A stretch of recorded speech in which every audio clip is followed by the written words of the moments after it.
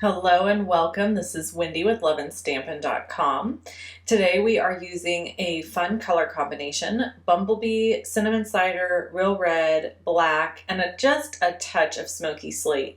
We're also using the Count on Me stamp set and Biggest Wish. Both of these sets are sets that I absolutely adore. We're going to use some watercolor cardstock here. This is actually Arch's cold press watercolor cardstock, and I have linked to it below the video. So if you want that, you can get it on Amazon. So I do get asked this question every time I do anything with watercoloring, why I don't use Stampin' Up's watercolor paper. And the truth is that I'm a novice with watercolor, any sort of watercoloring. And so I need a paper that is going to be really, really durable. So basically, Arch's cold press paper is made for people, in my opinion, it takes a lot of water. So if you make mistakes, it takes a beating and keeps on going. Where Stampin' Up's watercolor paper is just not quite as hefty. So that's why I use it, and I really like it. And it's a little bit more pricey, but it lasts me a long time.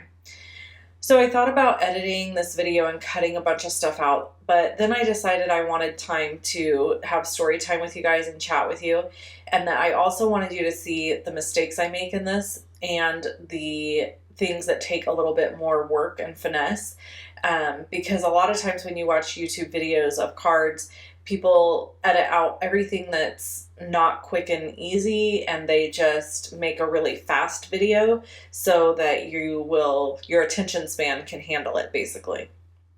But sometimes I feel like, and I do the same thing, however, sometimes I feel like it's a disservice to those who watch all the time, because you might think that I really got that result the first time I stamped. And as you can see here, I am having to stamp lots of times to get this friend image exactly like I want it. Now, if you're not as OCD is not a thing.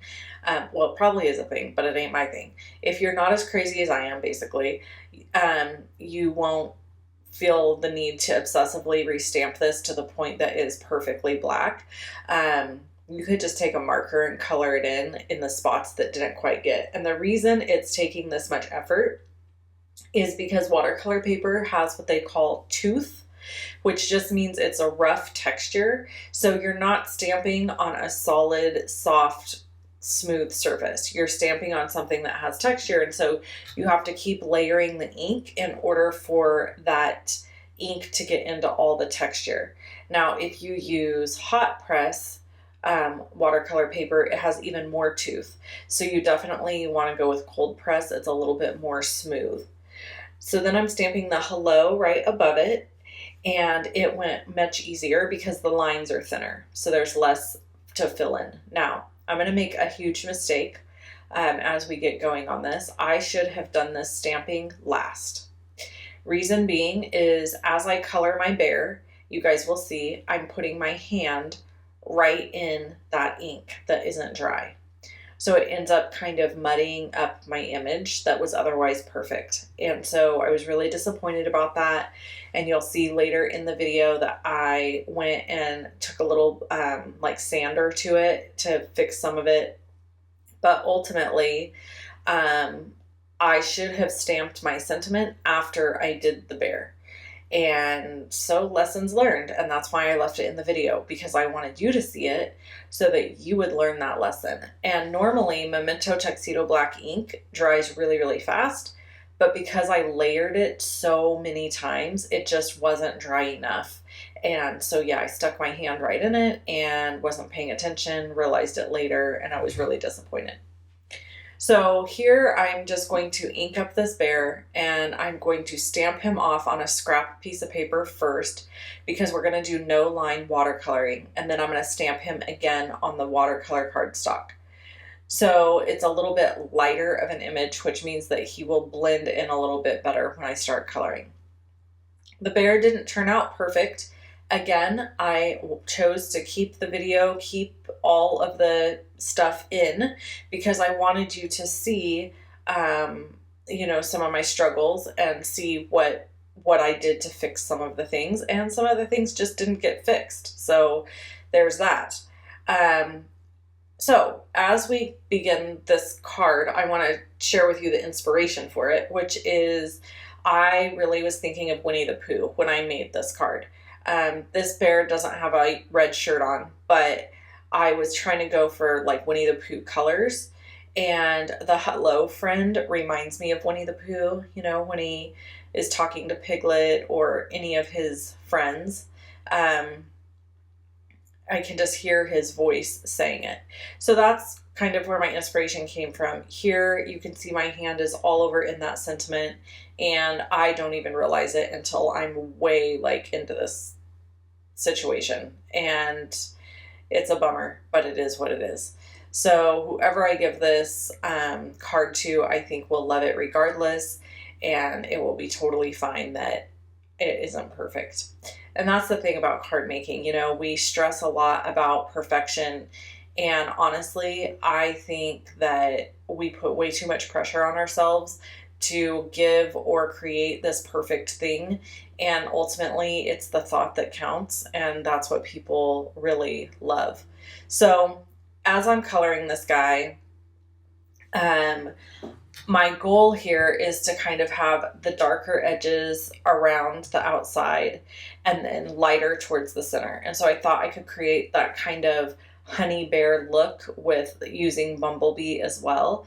And I did ultimately in the end, but you're going to see that this is pretty rough before it gets better.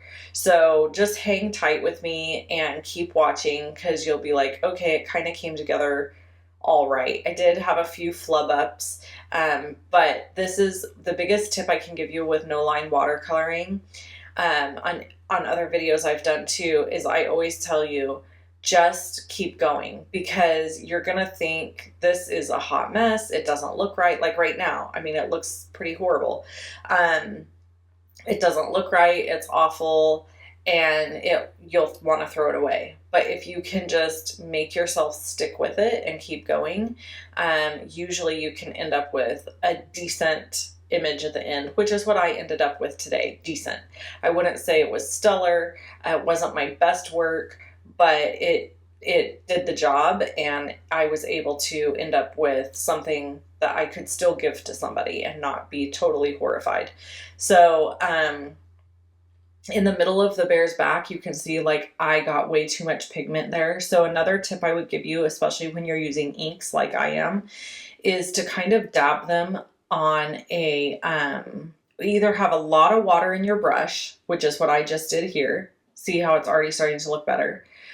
Have a lot of water in your brush, or make sure that you dab your first like pickup off on a paper towel, because now that pigment spot that's in the middle of him is just kind of stuck there, and there's really not much I can do about it. Like I can't get it to move. It was too pigmented. It was basically like I took solid ink and stuck it there. So he just has this weird little spot on his back, and I try to just blend it in as best I can, but it never really blends in.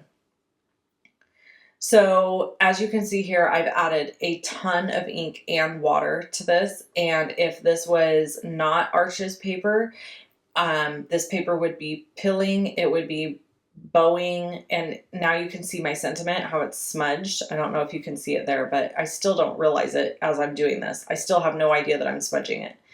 So, yeah, this video is more like, here's all the things not to do. So there's that. You also want to wait until pieces and parts dry before you add more water and color, because what happens is then the water just wants to, anything the ink touches, the water is going to pull it in and move it. So if it's still damp to the touch, then you're going to end up with a situation where it just kind of keeps moving instead of staying where you put it. I also struggle with control issues, meaning like in this, for example, I'm still very much trying to control the lines, and watercolor is more loosey-goosey. And so that's just a personal Wendy thing I just have a struggle with. I'm really darkening it up here down on his rear end because that's underneath of him and I want it to have that appearance. Probably could have even gone a little darker. And here I'm really heavily pigmented and I'm like tracing the lines basically so that you can still see some definition and he doesn't just look like this big blob. So going through, taking out some of the water, and it almost becomes like a little marker in a way. And you see I'm adding some definition back into areas that lost definition. Okay, I'm gonna just keep continuing to mess with this bear and we'll probably skip back and forth between the card and story time. But I have to tell you about our big surprise. So, last year we planned to get a second puppy and just due to circumstances, it kind of fell through. The lady who I got Truby from lives in Arizona. So we knew it would require a trip to Arizona to get the puppy.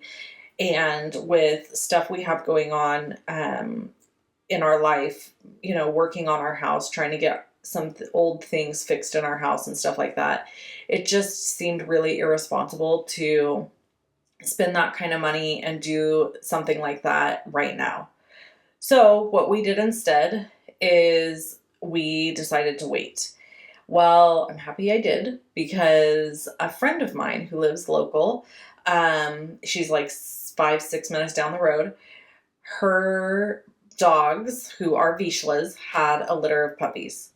And so we got one of them and she has chosen not to register them or anything like that. So they were much less expensive. So before I get any comments about that I shouldn't be buying a dog, that I should be adopting, I have very strong feelings about that. And one of them is that it's really nobody's business but our own, A. B, I have adopted, rescued more animals than most people in my lifetime.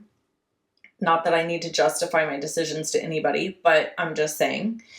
And 2, I guess that was 2. So 3 is that unless you adopted your children, I don't want to hear about it. Because it's, you know, there's lots of kids that need homes that don't get adopted, and instead people opt to have their own children. So I know like somebody's going to give me flack for comparing a child to a dog, and that's not really what I'm doing. You get my point. My point is there's lots of things in this world that probably people should do differently and they don't. So, you know, I feel good and I feel confident about our decision to buy our Vizsla. And last time I announced Truby's arrival and stuff, I caught flack for purchasing a dog versus adopting a dog that needed a home. To which I had the same response, that if you don't have adopted children and you had your own children, then you really don't have any business telling anybody what they should be doing in the first place.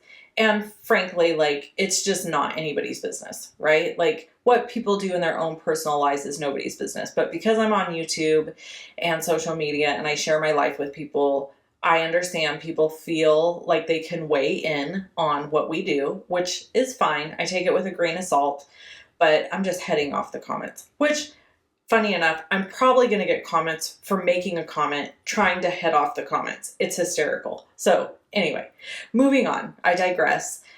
We got a beautiful little puppy, and her name is Skeeter Octavia. So I'm going to let you soak that in for a minute. So Skeeter is Octavia is after the actress, Octavia Spencer, and Skeeter is after the character in the movie The Help. And that is because my daughter named the dog, and her favorite actress is Octavia, and her favorite character in The Help was Skeeter. So, and one of her favorite movies is The Help. So one of my favorite movies was Still Magnolias. That's how Truby got her name. And if you haven't seen The Help, it is excellent. Bring a box of tissues because we cry every single time we watch it. But it is such a good movie. So, anyway, yes, that is how Skeeter Octavia got her name. And she is just precious. She kept me up all night last night, which is why this video is getting to you so late. I actually filmed this video earlier in the week before we even had her. But then yesterday just was super crazy because we got her in the morning, and then my daughter had a little get together for like the end of the school year thing. So she had a couple of people over to stay the night and swim, and her cousins came over that live next door. So we were busy, and I didn't get a chance to voice over this video for you, which turns out to be good because I was able to include a clip of me surprising Macy with the puppy at, like, that's what you're going to see next when we finish this card up, which we're almost done with, by the way. So I just layered it on real red cardstock, added a little strip of Pansy Designer Series paper behind there, kept with the red and gold to kind of have that Winnie the Pooh feel. And I think ultimately it turned out cute. I mean, probably don't look too close, but ultimately it turned out cute. I'm using Smoky Slate ink here to just give a little bit of something for Pooh Bear to stand on. And that finishes off this card. So you're about to see a clip of my daughter getting surprised with the puppy. And if you need any of the products you saw today, there are links below the video. I hope you have fun. Bye.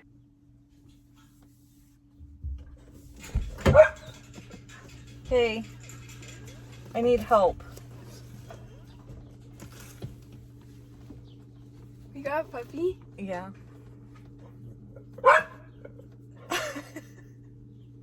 Gimme. Do you want a gecko? No. Gimme. Is it a boy or girl? It's a little girl. Is I thought you'd want to name her Skeeter.